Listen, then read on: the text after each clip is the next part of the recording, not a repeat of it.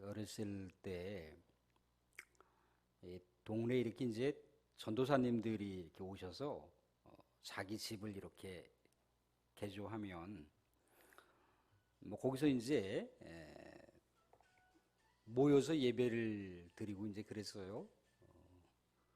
근데 전도사님이 이제 뭐 상급 학교를 진학하거나 아니면 전도사님이 이제 다른 곳으로 이사를 가게 되면 동네 마을에 이제 교회가 사라지는 거죠. 그렇게 몇 번 이제 사라지는 아픔도 경험하고 이거 어떻게 해야 되나 이제 그러다가 친구들하고 뭐 이걸 어떻게 말씀을 드려야지 모르겠는데 한참 떨어진 동네 마을에서 한참 떨어진 몇 킬로 되는 곳까지 이제 가서 이렇게 예배를 드리자 이제 그래서 친구들하고 같이 이렇게 갔어요. 꽤 긴 거리죠. 먼 거리였어. 한 3km? 뭐 지금 생각해 보면은 굉장히 길었던 것 같아요. 거리가. 뭐 30분, 40분, 거의 1시간 남짓 이렇게 갔던 것 같은데 아무튼간 이제 갔을 때 거기 이렇게 제가 아직도 기억나는 게 그 이평순 선생님이라고 이평순 선생님인데 그 선생님이 저희를 이렇게 꼭 품어주시고 사랑해주시고 그냥 그 모습 자체가 너무나 환하게 천사와 같은 그런 모습이어서 제가 마음속으로 야, 난 이 다음에 커서 저런 선생님 만나서 결혼하고 싶다 이제 그런 마음까지 이렇게 가졌더랬어요. 제가 왜 이 말씀을 드리는 거냐면 사실 이제 그런 잔잔한 사랑, 잔잔한 감동의 그 아름다운 힘들이 지금 저가 목회자의 길을 가면서도 늘 언제나 교회학교 그 선생님이 생각이 나요. 이평순 선생님. 뭐 비록 이렇게 우리 교회학교 선생님들이 나와서 많진 않지만 그래도 이렇게 귀하게 특송을 해주셨는데 사실 뭐 오랫도록 하신 분도 있고 그렇게 오래지 않은 시간 동안 섬기신 분들도 있지만 그럼에도 역시 불구하고 미래에 우리 하나님의 주인공들과 뭔가 접촉이 됐다라고 하는 것은요 굉장한 사건이 될 수도 있습니다. 무궁한 사건이 될 수도 있다는 거예요. 사랑하는 성도님들, 우리 교회학교 교사들 우리 사랑과 격려의 박수 한번 치기 바랍니다. 예, 우리 사랑하는 성도들 안데르스텐 동화 중에 미운 오리 새끼 이야기 아시죠? 그죠? 어떤 오리 한 쌍이 이게 너무나 사랑을 해서 이제 알을 많이 낳았어요. 그래서 알을 이제 딱 품고 있는데 어서 이상한 알 하나가 둥지 안에 껴들어온 거예요. 그래서 이렇게 품고 그러다 보니까 어느새 알들이 이제 부화를 하기 시작을 했는데 이상하게 좀 크게 생긴 그 알에서 조금 이상하고 못생긴 오리 새끼가 딱 이렇게 부화가 된 거예요. 이제 이제 태어난 그 꼬맹이 오리 새끼들이 자기들 형제들하고 너무나 다르게 생긴 조금 더 덩치도 크고 못생긴 또 다른 오리 새끼가 있는데 늘 언제나 괴롭히고 못살게 굴고 그랬습니다. 또 다른 이웃에 있는 또 다른 오리들도 얘기하는 게 아니 쟤는 누구야? 이렇게 못생겼을까? 뭐 이상하게 생겼을까? 막 이제 이런저런 얘기를 들려오니까 그 오리 새끼 그 엄마도 다른 사람들 이야기가 영 이제 귀에 거슬리는 거예요. 근데 아무리 봐도 자기하고 닮은 구석이 없단 말이죠. 그래서 그 미운 오리 새끼를 그 엄마 오리도 미워하기 시작을 했어요. 나중에는 이제 그 미움이 깊어지다 보니까 아우 저 오리 새끼 저거 사라졌으면 좋겠다. 아유 우리하고 따로 살았으면 좋겠다. 자꾸 이제 그런 마음을 먹는 거예요. 그런 마음을 또 이제 말로다가 막 하니까 이 미운 오리 새끼가 그 엄마가 자신을 미워한다는 걸 알았어요. 엄마한테도 내가 사랑을 받지 못하는 존재구나. 엄마한테도 내가 인정받지 못하는구나. 슬픈 마음에 이곳저곳을 이제 떠돌아다니기 시작을 했습니다.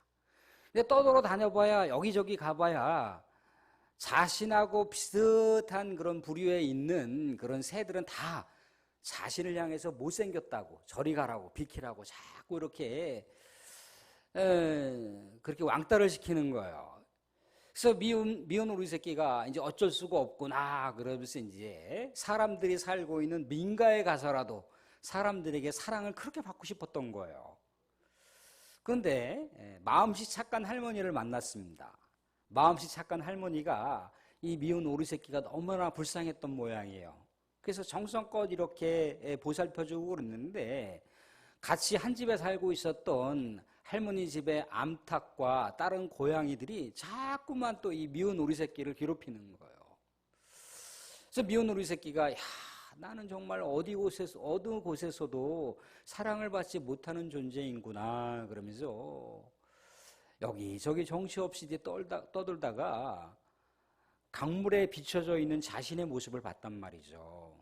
그래서 정말 미운 오리 새끼가 그 강물에 이렇게 서성거리니까 아유 나는 어쩌면 이렇게 무슨 죄가 많길래 내가 무슨 죄가 이렇게 많길래 나는 이렇게 못생기게 태어났을까 못생기게 생겼을까 엄마한테도 사랑받지 못하고 형제들한테도 괴롭힘 당하고 또 사람들에게 사랑을 받아보려고 좀 많은 애를 써봤지만 사람은 자기를 품어주지만 사람들과 같이 살고 있는 또 다른 그런 짐승들이 나를 괴롭히니 나는 어떻게 하면 좋단 말인가 그러면서 슬프게 울었어요. 또 여기저기 이제 정치 없이 떨어다 다녀보니까 어느새 이제 추운 겨울을 보내고 나서 이제 새해를 맞이했습니다. 그래서 다시 또 이제 슬픈 마음에 아, 또 한 해를 어떻게 살아야 될까 그렇게 이제 마음 아프게 울면서 강물에 비춰져 있는 모습을 이렇게 봤습니다. 나는 정말 못생겼지. 나는 정말 어쩌면 이렇게 못생겼을까. 그러면 나 어떻게 많은 사람들에게 사랑을 받지 못할 정도로 이렇게 생겼을까. 그러면서 강물에 아른아른거리는 자신의 모습을 봤어요. 그런데 미운 오리 새끼가 갑자기 깜짝 놀란 거예요. 작년까지만 하더라도 분명히 미운 오리 새끼가 하나가 딱 거기 비춰졌는데 미운 오리 새끼가 아니라 아름다운 백조가 그 강물에 비춰진 거예요. 그래서 눈을 씻고 다시 쳐다봤어요. 또 보고 그랬는데 미운 오리 새끼는 없고 누가 있었습니까? 아름다운 백조 한 마리가 딱 있는 거예요. 미운 오리 새끼가 비로소 자신의 정체성을 깨달았습니다. 아, 나는 원래 미운 오리가 아니라 백조의 새끼였구나. 미운 오리 새끼가 아니라 백조의 새끼였구나. 그러면서 아, 내 정체성은 바로 백조였구나. 그러면서 그 푸른 하늘을 정말 비상하면서 또 다른 아름다운 백조들과 같이 이렇게 행복하게 살았다는 이야기입니다. 이게 안데르센 동화의 미운 오리 새끼라고 하는 이야기죠. 사랑하는 성도님들, 우리들은 다 그런 존재예요. 우리들은 다 예수님을 믿기 전에는요, 다 그런 존재들이란 말이죠. 다 죄된 존재들이에요. 끝이 보이는 존재들입니다. 끝이 안 보이는 것 같지만 기껏 그냥 딱 끝이 그 100년 정도밖에 안 되는 그런 인생살인 거예요. 딱 그거 살면 끝인 거예요. 그러니까 아무리 뭔가 발버둥 치고 발버둥 쳐봐도 거기가 우리의 인생의 한계 지점이라는 거죠. 우리 사랑하는 성도님들 예전에 이렇게 꿈 같은 거 많이 꿔보시지 않았나요? 꿈 같은 거. 제 키가 표준 키잖아요, 그죠? 키가 162. 이 표준 키가 이렇게 좀 더 컸으면 좋겠다. 이제 그런 마음을 늘 언제나 이제 가졌어요. 이 친구들보다 이제 키가 작으니까 나도 좀 키가 좀 컸으면 좋겠는데 이제 그런 마음을 갖는데 어느 날 꿈을 꿨습니다. 근데 한없이 낭떠러지로 떨어지는 꿈인 거예요. 한없이 낭떠러지로 꾼 거. 뭔가 자꾸 낭떠러지에서 그 뭔가 나뭇가지라도 잡고 싶은데 이 나뭇가지가 안 잡히는 거예요. 계속해 떨어지는 거예요. 계속해서 꿈속에서도 옛날 어르신들이 떨어진 꿈 꾸면 키 큰다고 그랬던 것 같은데 키 큰다고 그랬던 것 같은데 계속 이제 그런 생각을 하면서 낭떠지로다가 계속 떨어지는 꿈을 꾼 거예요. 이게 딱 이제 꿈에서 깨어났더니 어떻습니까? 키 작은 저만 있는 거예요. 키 작은 저만.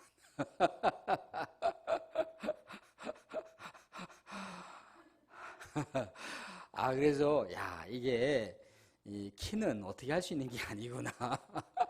그럼 어떻게 해야 될까? 어떻게 해야 될까? 제가 이런 말씀을 왜 드리냐면 이제 사도 바울이 오늘 8장을 얘기하잖아요. 7장의 21절부터 그 20 몇 절입니까? 25절까지인가요? 25절까지의 모습하고 8장 1절부터의 모습은 인간 실존 자체가 달라진 모습이에요.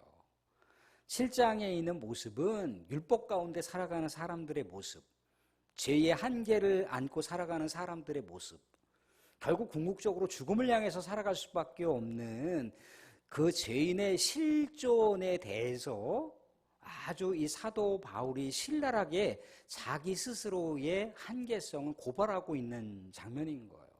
난 어찌할 수 없는 존재이구나. 난 어찌할 수 없는 죄된 존재이구나. 나는 아무리 몸부림쳐봐야 사망을 향해서 갈 수밖에 없는 존재이구나. 라고 하는 자신의 그 실존을 느끼는 거예요. 경험하는 거예요.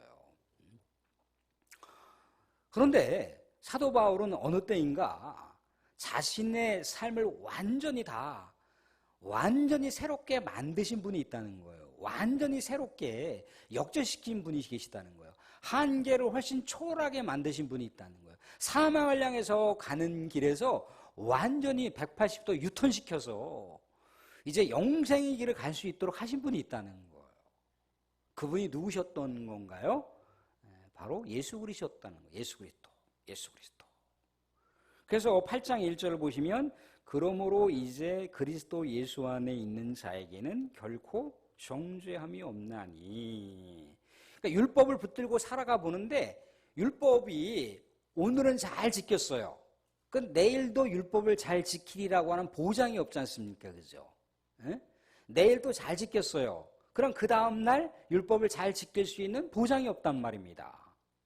인간은 언제 어떻게 율법을 지키지 못할 수가 있다는 거예요.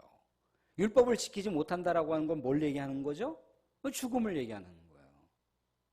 그런데 가만히 생각해 보니까 아무리 몸부림을 쳐봐도 율법을 지킬 수가 없는, 율법을 다 온전히 지킬 수가 없는, 인간의 힘과 인간의 능력으로는 도저히 율법을 다 지킬 수가 없다라고 하는 것이 사도 바울이 깨달은 거예요.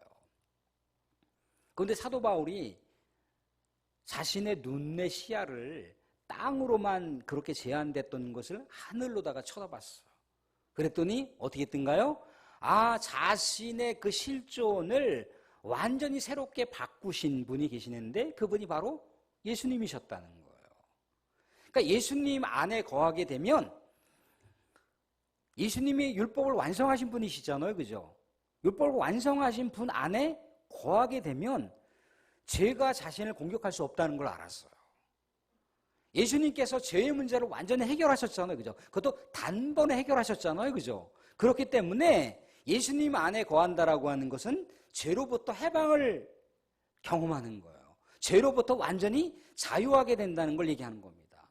죽음이 자기를 정복할 수 없다라고 하는 것을 알게 된 거예요. 어떻게 됐을 때? 예수 그리스도 안에 있게 됐을 때. 그럼 예수 그리스도 안에 있는다라고 하는 말이 무슨 말인가요? 예수 그리스도와 함께 살아가는 것, 예수 그리스도와 연합하는 삶을 얘기하는 겁니다. 사랑하는 분들, 예수님과 연합하는 삶. 우리 친구들 집에 갔어요. 친구 집에 가는데 그 엄마 아빠가 나를 몰라. 문 좀 열어주세요. 문 좀 열어주세요. 서장관입니다. 문 좀 열어주세요. 너 누구니? 문 좀 열어주세요. 문 열어줍니까? 세상이 어떤 세상인데. 그런데 내 옆에 누가 있어요? 예수님이 계세요. 예수님이. 예수님이 그 초인종을 누르고 그 카메라 앞에서 하나님 아버지, 내 친구 서재관이에요. 같이 왔어요. 문 좀 열어주세요. 그러면 아들이 친구 데리고 왔어? 문을 열어준다는 거예요. 그게 예수 그리스도와 함께 살아가는 삶, 예수 그리스도와 연합한 삶을 얘기하는 거예요. 그런데 이 예수 그리스도 안에서 연합하는 삶, 예수 그리스도와 함께하는 삶이라고 하는 게 기계적인 내용이 아니라는 거예요. 기계적인 내용. 예수 그리스도를 통해서 사도 바울이 하나님의 자녀가 되는 권세를 그가 정체성으로 알게 됐잖아요. 터득했잖아요. 그죠? 그런데 알고 보니까 그냥 기계적인 것이 아니었다는 거예요. 그게 하나님의 사랑이었던 것을 알았어요. 이 율법으로도 감당이 안 되는 것, 이 육신으로도 감당이 안 되는 것, 이 죄로도 감당이 안 되는 것을 우리 하나님께서 하나밖에 없는 독생자의 그 몸값으로, 그 피값으로 모든 죄값을 처리하셨어요. 그래서 어떻게 되는 건가요? 그래서 우리 예수님 안에 함께 살아간다라고 하는 것은 하나님께서 부여하신 놀라운 사랑인 것을 알았어요. 하나님께서 독생자를 주시지 않았다면, 하나님께서 독생자를 십자가에 못 박아 희생제물로 피를 흘리게 하지 아니하셨다면 자신의 죄는 어떻게 할 수가 없었는데, 율법을 다 완성할 수가 없었을 텐데, 자기는 사망을 향해서 갈 수밖에 없었는데, 하나님께서 예수 그리스도를 통해서 사망을 끝장내버리셨고, 예수 그리스도를 통해서 죽음을 끝내버리셨고, 죄를 끝내버리셨고, 인생의 한계라고 하는 것을 끝내버리셨어요. 그게 하나님께서 독생자를 주실 만큼 사랑하셨다는 것을 사도 바울이 깨달은 겁니다. 요한복음을 보시게 되면 이 맥락은 사도 요한과 사도 바울이 같은 그런 입장을 취하고 있는 게 뭡니까? 하나님이 세상을 이처럼 사랑하사 독생자를 주셨다는 거예요. 독생자를 주신 것은 하나님의 사랑이 아니고서는 불가능합니다. 사랑하는 성도님들, 우리 사랑하는 성도님들의 그 사랑하는 아들, 딸들을 어떻게 해갖고 다른 집 아들, 딸들을 살릴 수 있습니까? 인간적으로, 상식적으로, 이성적으로 이게 가능한 일인가요? 현실적으로 불가능한 거예요. 내 아들을 다른 집 아들하고 바꾼다고요? 내 딸을 다른 집 딸하고 바꾼다고요? 이게 불가능한 거예요. 그것도 온전히 그냥 서로 교환하는 차원이 아니라 내 아들을 재물 삼아서, 내 딸을 재물 삼아서 다른 집 아들, 딸들을 살린다고요? 이게 가능한 일입니까? 가능하지 않죠. 한 교회에 어떤 잘생긴 준수한 청년이 있어요. 제가 볼 때도 탐나는 청년이었어요. 야, 저 누구 딸 하나 있으면 저 청년한테 시집 보내면 참 좋겠다. 마음씨 좋죠. 신실한 신앙생활 하죠. 막 그때 아무튼 이제 군대도 이제 막 제대했죠. 대학교 3학년인가 그랬던 것 같은데 아무튼 그랬어요. 근데 이 친구가 어떻게 했는지 아십니까? 전 몰랐는데 이게 깊은 병이 있었어요. 그래서 자신의 생명을 이렇게 자해를 했습니다. 그래서 그 준수하고 훤칠한 그 청년은 운명을 달리했지만 그 시즌과 필요한 것들을 그 부모가 기증을 했습니다. 연쇄 세브란스 병원에다가 기증을 했어요. 그래서 필요한 곳에 연구할 수 있으면 연구하고 사용할 수 있으면 사용하라고. 근데 모르겠습니다. 또 다른 생명을 이렇게 살리는데 적절하게 잘 이렇게 사용했는지는 모르겠는데 아무튼 그런 상황에 이르러야 뭔가 그 아들의 각막이든지 아들의 내장기관이든지 그렇게 다른 사람에게 줄 수 있지만 살아있는 그 생명체를 죽여서 그렇게 다른 사람의 생명을 대신해서 할 수 있다? 이것은 불가능하다는 거예요. 근데 사도 바울은 알았어요. 아, 그것이 하나님의 사랑했던 것을 알았습니다. 그래서 오늘 말씀 가운데 얘기를 하고 있는 게 뭡니까? 오늘 말씀 가운데 나오잖아요. 그죠? 32절 보시면, 한 32절 보시면, 자기 아들을 아끼지 아니하시고 우리 모든 사람을 위하여 내주신 이가 어찌 그 아들과 함께 모든 것을 우리에게 주시지 아니하겠느냐. 하나님께서 모든 것을 주셨다는 거예요. 아들마저 주셨기 때문에 모든 것을 주셨다라고 하는 얘기를 해주고 있어요. 그러면서 하는 말씀이 뭡니까? 오늘 마지막 절에 그런 얘기가, 우리 38절, 39절 한번 읽어보겠습니다. 38절, 39절. 같이 한번 읽어보겠습니다. 같이 시작.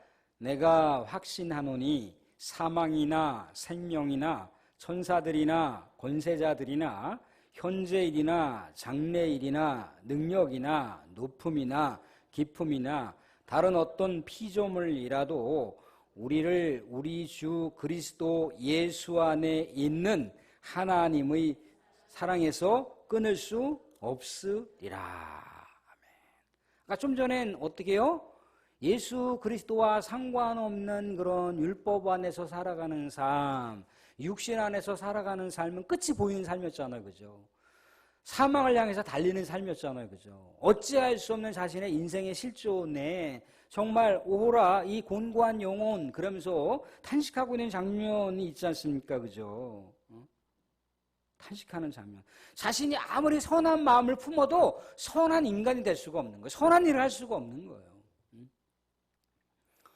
그런데 어떻게 했습니까? 예수 그리스도를 통해서 자신의 그 정체성, 자신의 신분이 완전히 바뀌어버렸어요. 그죠? 아, 그것이 하나님의 사랑이 아니고선 불가능한 것을 알았습니다. 불가능한 것을. 또 더욱이나 어떻습니까? 하나님의 사랑은 영원하다라고 하는 것이고 그 하나님의 사랑의 확증을 또 누가 확증시켜주고 있습니까? 예수 그리스도께서 하나님 우편 보좌에서 우리 영혼들을 위해서 간구하신다는 거예요.